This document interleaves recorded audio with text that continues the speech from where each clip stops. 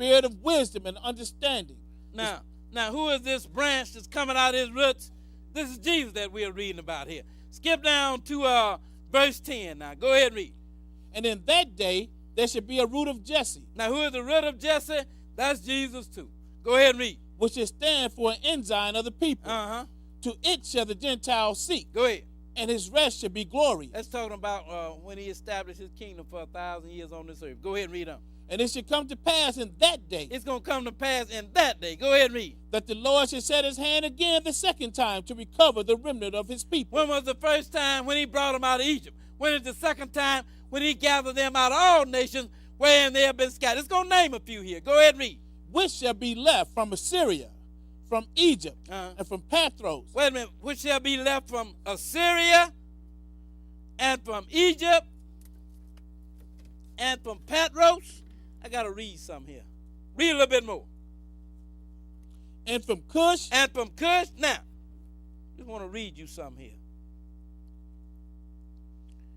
I want you to read what's underlined there. We're reading about Ham, one of Noah's 3 sons. Go ahead and read that. Ham, the youngest son of Noah. Go ahead. He became the progenitor of the dog races. He became the progenitor of the forefather of the dog races. Go ahead and read. Not the Negroes. But not the Negroes. Go ahead and read. But the Egyptians. But the Egyptians, a dog race. Go ahead and read. Ethiopians. Ethiopia, a dog race. Go ahead and read. Libyans. Go ahead. And Canaanites. So now, we have here, these are the dog races that he became the forefather of. Show you something here. Read this now.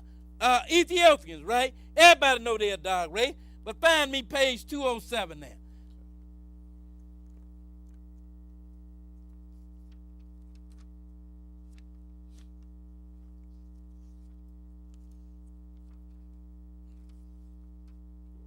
Yeah, I just want you to read that right there. Ethiopia. The name comes from the Greek Anthiops. Dark skin. That's what Ethiopia means, dark skin. So we are dealing with a dark-skinned people here, aren't we? And the Lord is talking about gathering Israel from, that's what Cush is. Cush is Ethiopia.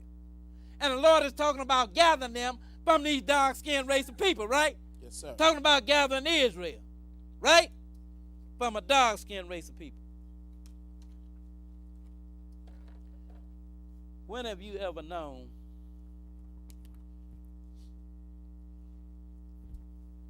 this is how Israelites look?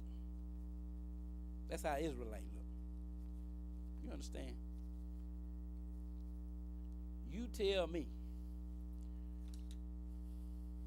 They said, now this they say here, this picture that I'm looking at here, it says an Orthodox Jew reading the Torah, the law of God. We know this is Edom here. But the world acknowledges them as being Israelites. You tell me, when have a people that look like this been in bondage to a people that look like this? You understand? It ain't so, is it? Because if Israel if God gonna gather them out of Cush, which is Ethiopia, that means that they gotta be there in Ethiopia, right? Yes, even taken in bondage to Ethiopia. Now, when was a people that looked like this in bondage to a people that looked like this? It was never so. Because the real Israelites, they are a dark-skinned race of people. Where are we? Oh, we just finished reading that then. Okay. Now, I need to read just a little something here.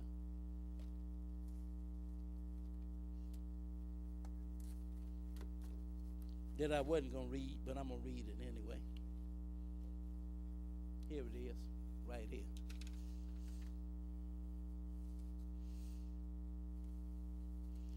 These are people that are called Philistines. That's what they are called by the Ethiopians. But they call themselves Israelites. You know why?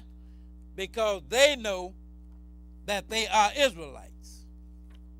And they found it out the same way you found out that you were Israelite. Read that. The Philotians are a group of Ethiopians who claim Jewish origins as descendants of Menelik. Now, he said they claim Jewish descendant, but I got news for you. They claim is right. You understand what I'm saying? Why do they claim it? Because they went into the book and found out that they was Israel, just like you went in the book and found out you was an Israelite. That's why they claim it. And they right. Go ahead and read on. The alleged son of King Solomon and the Queen of Sheba. Go ahead. The Philotians observed the tradition of Judaism. They practiced monogamy, obeyed the biblical laws of purity and circumcision. Wait a minute, you do that too, don't you? When did you start doing it? You started doing it when you found out you was Israel, didn't you? Yes, You used to didn't obey no law of purity. You used to didn't obey no law of circumcision. Then you discovered you was an Israelite. You said, I got to go get myself circumcised now. Because God got the law that said a male child out of Israel had to be circumcised when he was 8 days old. Yes, but I got news. It wasn't just for Israel, but that's another story. But go ahead and read on, though. Observe the Sabbath and biblical holy days. Wait a minute. You and observe the Sabbath and biblical holy. You started doing that too, didn't you? When did you start doing it? You didn't observe no Sabbath. If you showed up at church, it was always on the first day of the week. Then you discovered you was Israel. You said, well, I got to do the Sabbath day. Then you found out them other holy days in the 23rd chapter of Leviticus. You say, I got to do them too. That is what they did. Go ahead and read on. Recite traditional prayers and follow biblical dietary customs. And they follow biblical diet. That's when did you stop eating pork? You stopped eating it when you found out that you was an Israelite. Before that, you ate everything that you could get your hands on, didn't you? Yes, sir. Then you discovered you was an Israelite. You say, I got to give up this pork. I got to give up this catfish. I got to give up all that stuff that God said that I'm not supposed to eat. You know, the stuff that he created, that he said is unclean. Not that we say is unclean. The one that made the stuff say it is unclean and don't eat it. That's, because people got a problem with that. But the one that made it said it is unclean. If he said it's unclean, it is unclean. I made the stuff, man. I know what I made. I'm going to eat it anyway. I'm going to pray over it and eat it anyway. You're going to pray over it, and your prayer don't mean one thing. You understand? Because God said, I don't hear the prayer of a sinner. That's right. You're going to sit there, break my commandment, and then turn around and pray to me. I ain't listening. Go ahead and read some more. The name Philotia, Amharic for stranger, was given to them by other Ethiopians. And by the Ethiopians. They gave them the name Philotians, which means stranger. Like here in this country, they gave you the name Negro. That's right. You ain't no Negro. You are an Israelite. Now, these Ethiopians gave these people the name Philotians, which means stranger. But look at what they said they are. Go ahead and read on. They call themselves Beta Israel, House of Israel. They call themselves the House of Israel. Why? Because they went into the book and they found out that they was Israelite. I ain't no Philotian. I ain't no stranger. I am a Israelite. Just like you said, I ain't no Negro. I am a Israelite. You decided you wanted to call me Negro. I discovered my history and found out that I am an Israelite. Go ahead and read some more.